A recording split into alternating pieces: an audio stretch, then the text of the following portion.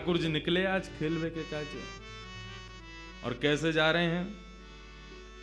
सुंदर चंदन की बिंदी अपने पूरे अंग पे लगा रखी है, कटिकाचनी पहन करके, हाथ में गेंद आदि रस्सी आदि लेकर के ठाकुर जी पहुंच गए नन्हे से कन्हैया। जैसे ही यमुना जी के तट पे पहुंचे तो यमुना के तट पे तो सोई देख ली उनने, नीलो नीलो से कुछ चमक रहा है। सोई ऊपर से झांक करके देखने लगे कौन है। और जैसे ही वृषभानु नंदिनी ने अपने सुंदर सुकुमार नेत्रन से श्याम जी को निहारो है, आहा, शूर श्याम देखत ही रीझे, देखते ही रीझ गए। अरे नेक्सी सी छोरी कौन की है? नेक्सी सी लाली, खुद भी नेक्से सही है।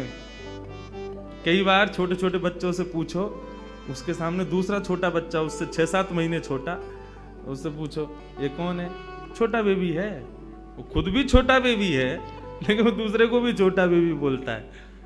ऐसे ही ठाकुर जी, अरे इतनी सुंदर सी, इतनी छोटी सी कौन की लाली आ गई यहाँ पर? कैसी सुंदर है, बिल्कुल बड़े बड़े नेत्र हैं, यहाँ के रोरी को सो चंदन लगा रखो है, गौर वर्ण है। और गौर ड्रेसिंग सेंस कितना बढ़िया है, गौर वर्ण पर नीले कपड़ा पहन के आई है। ऐसी सुंदर सुकुमारी अकेली कौन की छोरी है, कहां ते आई है?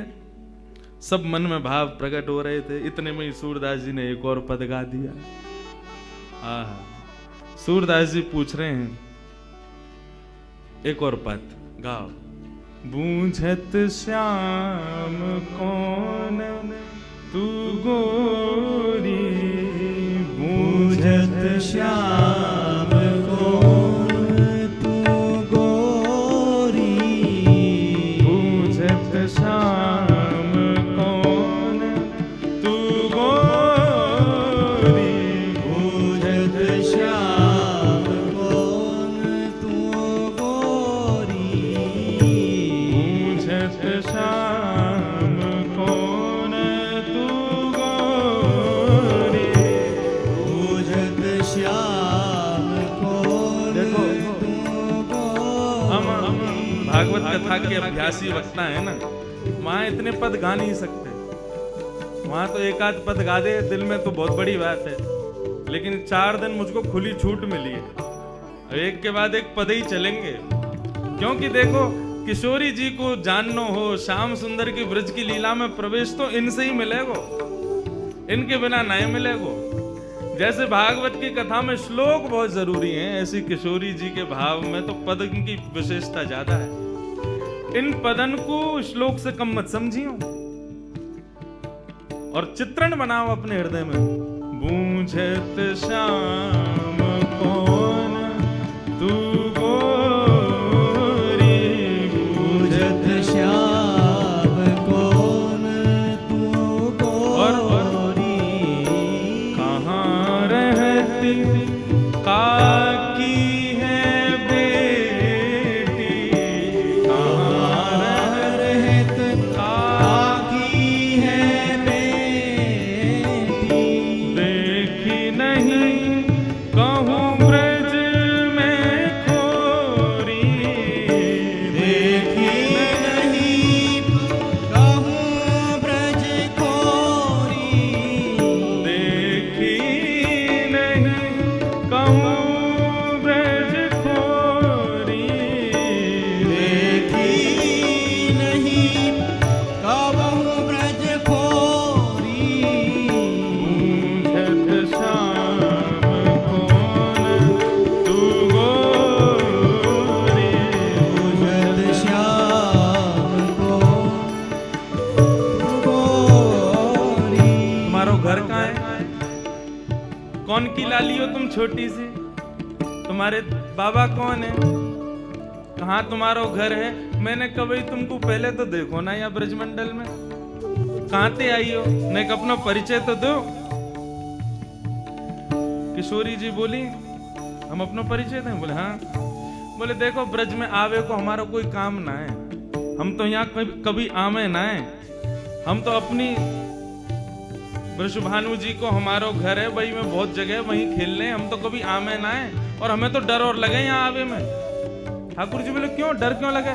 बोले हमने सुनो एक चोर यहाँ रहे, वो सबन के चित्तन ने चुरा ले वे, माखने चुरा ले वे, जन कहा चुरा तो हो गए। या हमारे बरसाने में तो साफ कह रखी है कि भाई कोई भी वहां मत जाइयो वृंदावन की ओर, क्यों मां चोरे चोरी कर ले। किशोरी जी कह रही हैं, काहे को हम ब्रज तन आवत, काहे को हम ब्रज तन आवत, खेलत रही अपनी पोरी, खेलत रहित अपनी पोरी, खेलत रहत अपनी पोरी, खेलत रहत अपनी पोरी। हमें डर लगे ब्रज में आने में, क्यों डर लगे?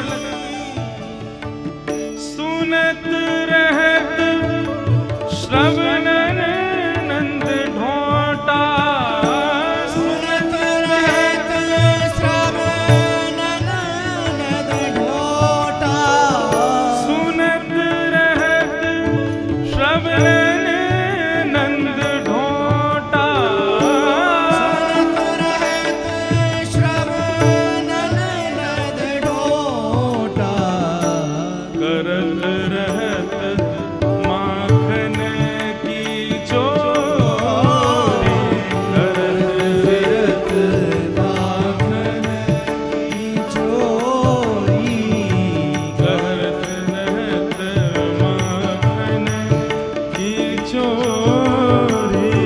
करत फिरत माखन की चोरी। हमने सुनो एक चोर रहे यहाँ पे, वहां के डर के मारे कोई ना आवे। हमारे बाबा नु मना करिए, हमारी मैया नु मना करिए, मां मत जाइयो, एक चोर रहे। और मुझे तो लगो तुम ही वो चोर हो। जाए साहब के तुम्हारे नैन मटक रहे हैं ना, जाए साहब की तुम्हारी बातें तो यूं लग रहा है कि वो नंद को धोटा तुम ही तो ना हो कहीं। ठाकुर जी बोले ना ना, ये सब कहा तुम तो कोई इतने गलत कह दी है। लोगन को काम ही है, कोई अच्छो करवे जावे वाके पीछे पड़ जावे। और तुम बताओ, मैंने तुम्हारो कछु चुरायो? देख लो पहले ही, कछु ना चुराया ना तो फिर लोगन की बातन में क्यों आ रही हो? हमने तुम्हारो कछु नहीं चुराया तो फिर हमें चोर मत समझो। तुमरो कहा चोरी हम ले हो, तुमरो कहा चोरी हम ले हो, खेलन चलो संग मिली जोरी, खेलन चलो संग मिल जोरी, बूझत श्याम कौन तू गोरी, बूझत श्याम कौन तू गोरी।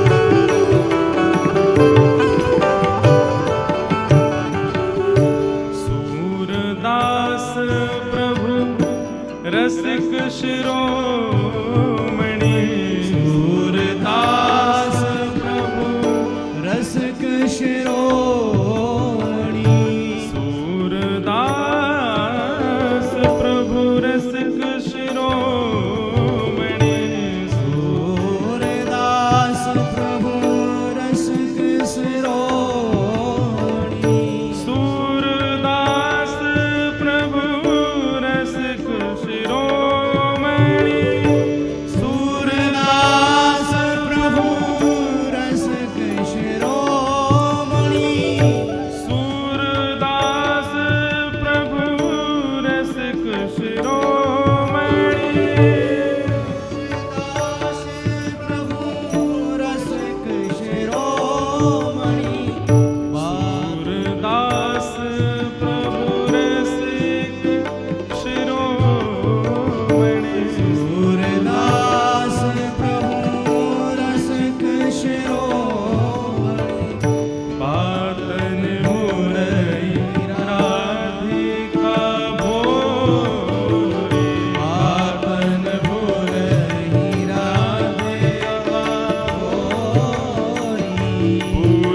श्याम कौन तू गोरी, बुझत श्याम कौन तू गोरी, बुझत श्याम कौन तू गोरी, बुझत श्याम कौन तू गोरी।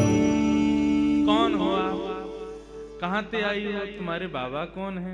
तुम्हारो नाम कहाँ है? मैंने कभी ब्रज में तो देखो ना। किशोरी जी बोली, हम ब्रज में आके करेंगे भी कहा?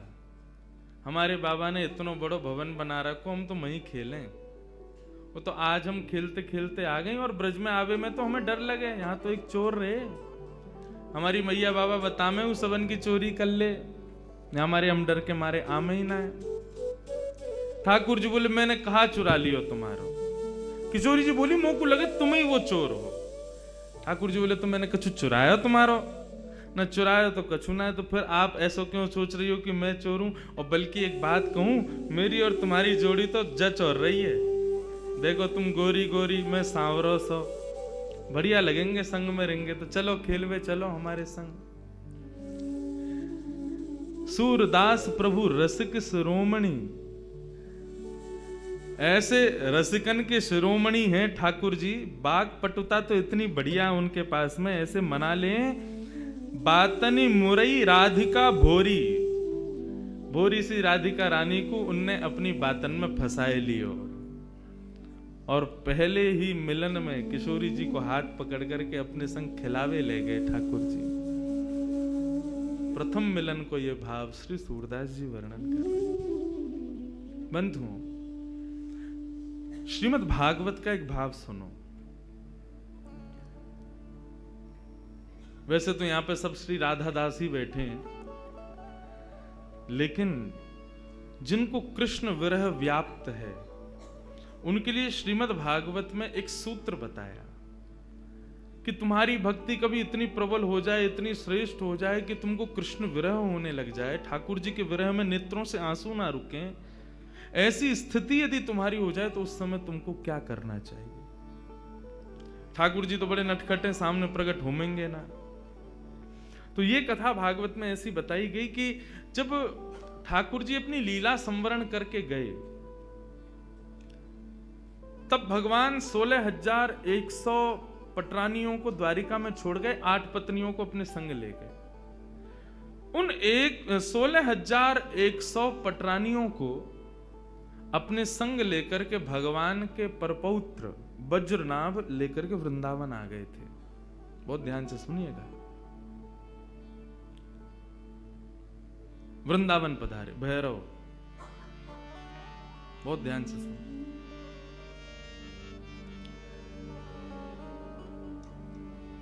आज ये थोड़ा सा मिजाज बनाने के लिए बीच बीच में चलता रहेगा, कभी भैरव, कभी भीम पलासी, कभी ये कभी वो।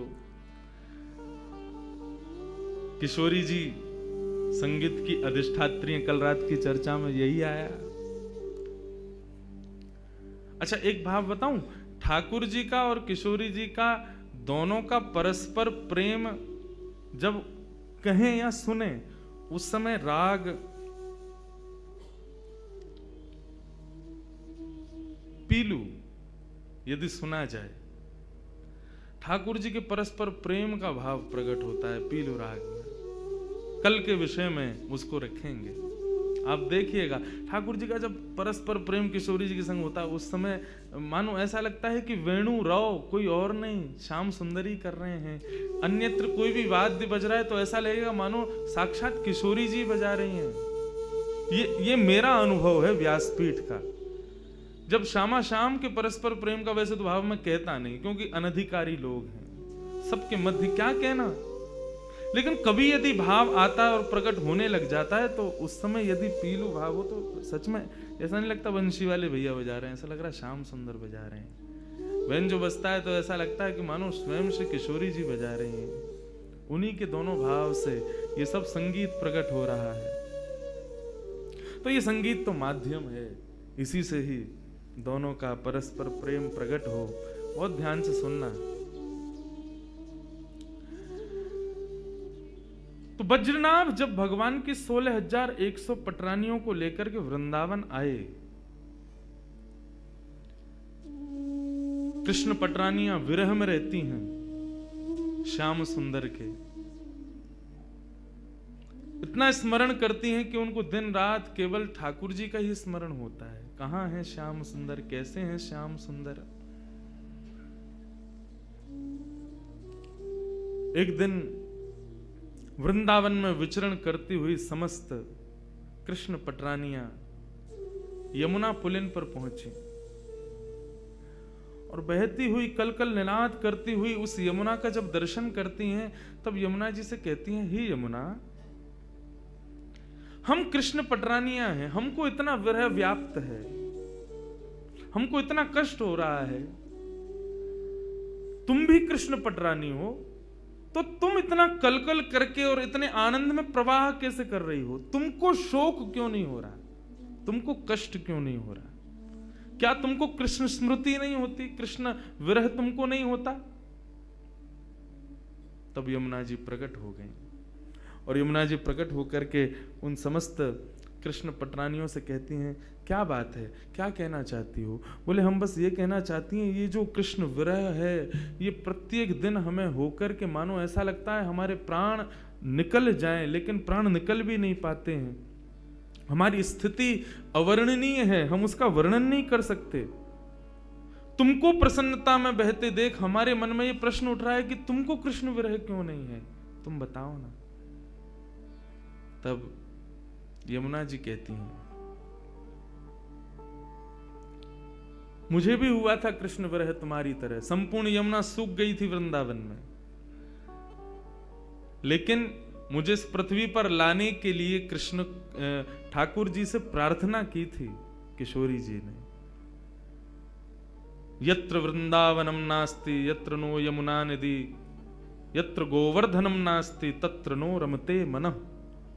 ठाकुर जी ने जब किशोरी जी से कहा कि ब्रजमंडल में चलना है, लीला करनी है, किशोरी जी बोली, जहां वृंदावन नहीं, यमुना नहीं, गोवर्धन, वहां मैं नहीं जा सकती। यदि आप चाहते हैं कि मैं ब्रज में चलूं तो इनको पहले लेकर के चलो। तो गोलोक धाम से ही तीनों का प्रादुर्भाव ब्रज में करवाया। जब कृष्ण अपनी लीला पूरी करके जाने लगे, उस समय मैं सूख चुकी थी उनके विरह में। तब किशोरी जी ने आकर के मुझे प्रेम प्रदान किया और किशोरी जी के भाव में, किशोरी जी के दर्शन में, किशोरी जी के रूप में सदा कृष्ण रूप दिखता ही है। वो छुपा हुआ रहता है, वो दिखाई नहीं देता। लेकिन यदि कोई निरंतर किशोरी जी का दर्शन करे तो ऐसा ही लगेगा कि मानो श्याम सुंदर सामने बैठे हों, और श्याम सुंदर का निरंतर दर्शन करे तो ऐसा लगेगा मानो किशोरी जी बैठी हूं। यदि किसी ने ऐसा दर्शन नहीं किया कि श्याम सुंदर में किशोरी जी दिखें और किशोरी जी में श्याम सुंदर दिखें, तो मानो उसने भी दर्शन ही नहीं किया है। यदि वो श्याम सुंदर को केवल श्याम सुंदर समझ करके चला जाता है तो उसके नेत्रों का ये सबसे बड़ा विफलता है कि उसने किशोरी जी नहीं देख पाया वो ठाकुर जी के रूप में। भागवत में श्री यमुना जी कहती है, भागवत में 2 महात्म्य, दूसरे महात्म्य में श्री यमुना जी कहती हैं, यदि तुम्हें कृष्ण विरह से बचना है तो आत्मा रामस्य कृष्णस्य ध्रुवमात्मास्ति राधिका तस्य दास प्रभावेण विरहोस्मान् संस्पृशे। आत्मा रामस्य कृष्णस्य, हमारी आत्मा कौन है? हमारी आत्मा कृष्ण है। और कृष्ण की कौन है? ध्रुवमात्मास्ति राधिका, कृष्ण की आत्मा है राधिका। हमारा शरीर में 10 नौकर दिए ठाकुर जी ने हमको, आंख, नाक, जीभ, कान, हाथ, पैर, गुप्त इंद्रियां आदि, ये 10 नौकर हैं। परंतु आप कभी चिंतन करो, ये 10 के 10 नौकर सेवा किसकी करते हैं? आत्मा की।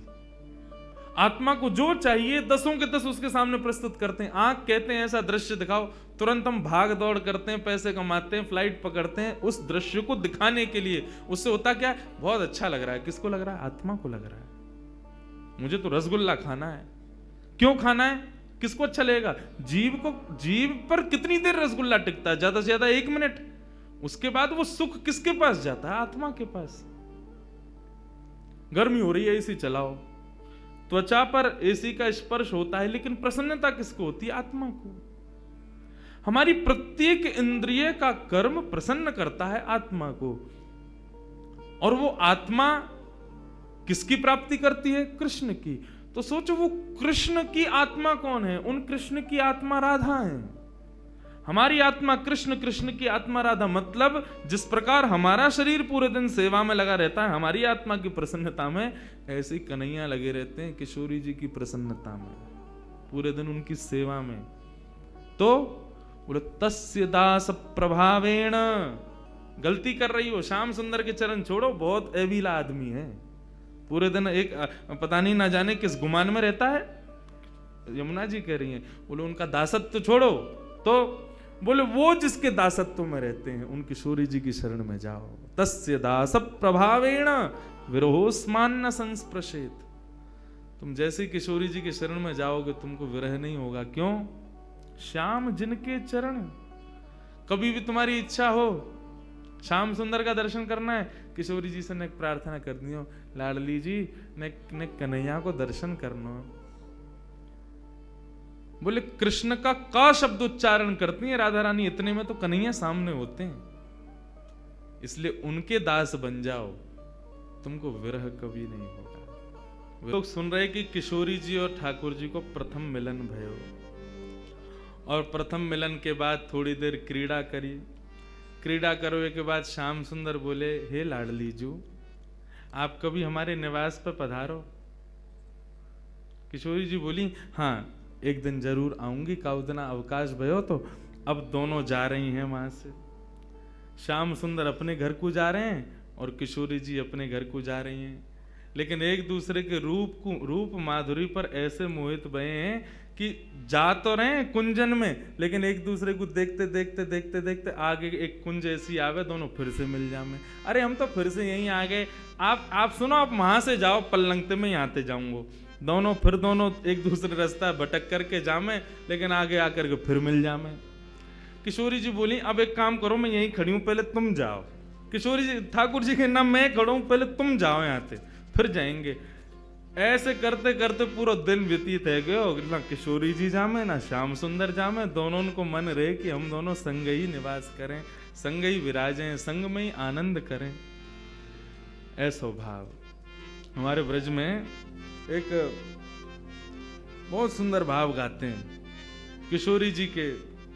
सुंदर या भाव, यही भाव को प्रस्तुत करें हमारे ब्रज की भाषा में। कैसे करें? अजीब शुभानु की लली, अजीब शुभानु की लली,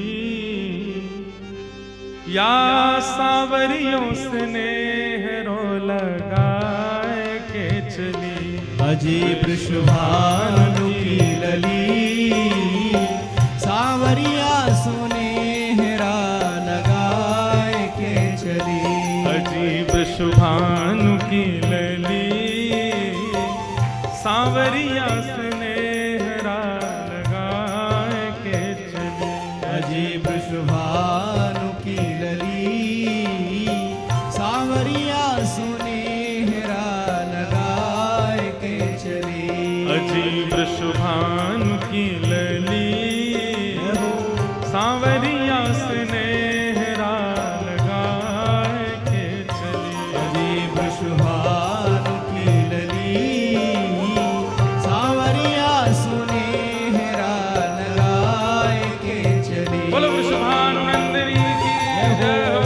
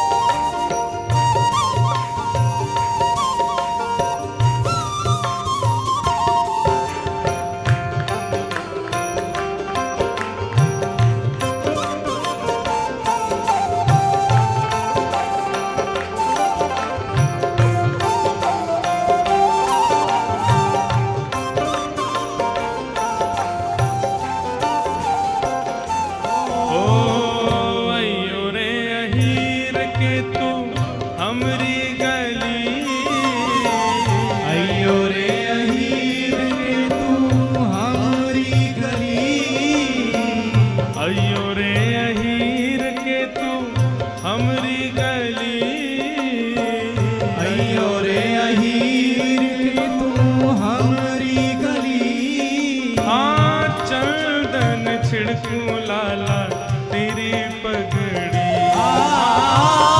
चंदन छिड़कूं लाला तेरी पगड़ी। अरे हाँ चंदन छिड़कूं लाला तेरी पगड़ी।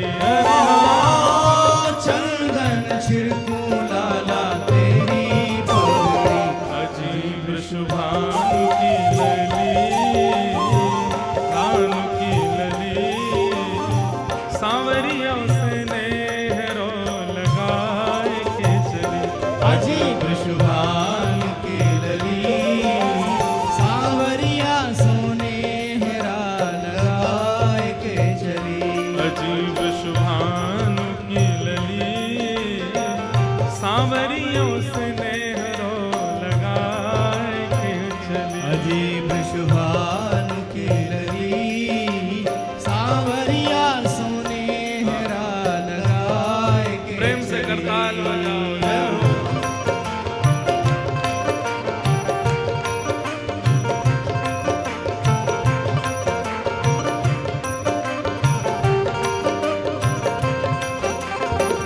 श्री राधा रानी की जय हो।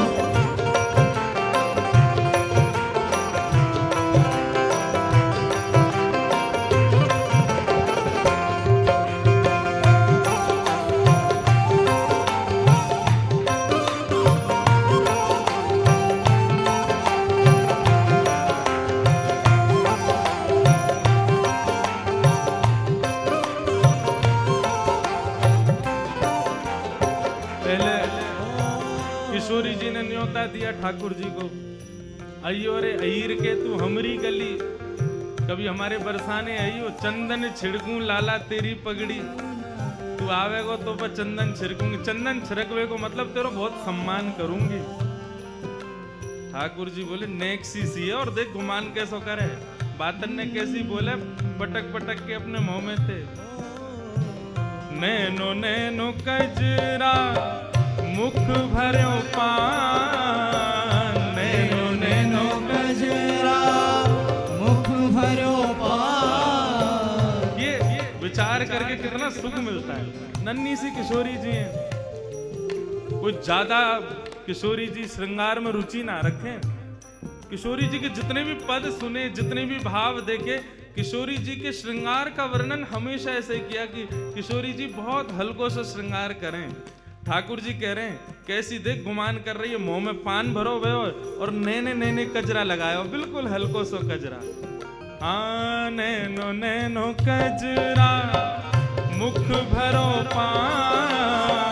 नैनो नैनो कजरा मुख भरो पान।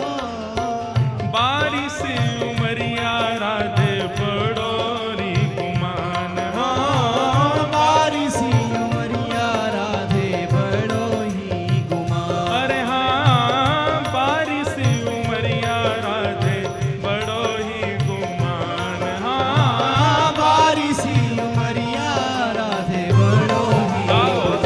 अजीब शुभानु की लली भानु की लली सांवरियों से नेहरा लगाए के चली। अजीब शुभान की लली सांवरिया सोनेहरा लगाए के चली। अजीब शुभानु की लली सांवरियों से नेहरा लगाए के चली। अजीब शुभान की लली सांवरिया सोनेहरा लगाए के चली। वृंदावन की ओ वृंदावन की कुंज गलन में राचो है वृंदावन की कुंज गलिन में रचो है राम। वृंदावन की कुंज गलन में रचो है वृंदावन की कुंज गलिन में रचो है राम। या ही धुन गावे स्वामी कान्हा। या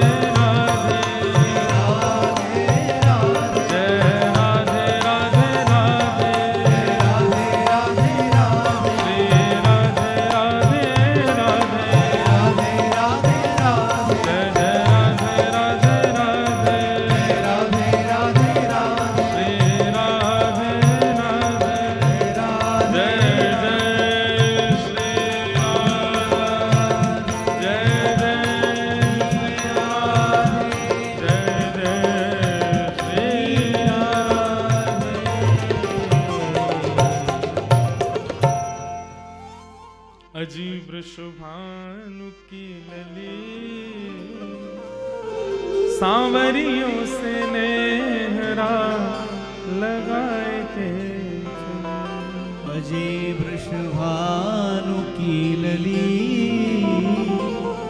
सांवरिया सोनेहरा लगाए के चले। ये शुद्ध विशुद्ध ब्रज को भाव है। हमारे ब्रज में किशोरी जी के श्याम सुंदर के, अब अकेली किशोरी जी की चर्चा में सुख नहीं मिले, श्याम सुंदर को पुट होए संग में तभी आनंद आवे। ऐसी श्याम सुंदर की चर्चा में जब तक किशोरी जी नहीं आवेंगी तब तक रस नहीं आवे। अकेले रसगुल्ला में गुल्ला ही खाओगे तो कहाँ रस मिलेगा? वहाँ के संग में चाशनी होनी चाहिए। तो एक दूसरे के पूरक हैं, इनकी संग में ही चर्चा चलेगी। मैं रोज विचार करूं अकेली किशोरी जी पर कैसे बोलूं, बिना श्याम श्री राधा रानी को वर्णन कैसे है सके, बिना श्याम सुंदर के ये भाव कैसे प्रकट हो। बंधुओं,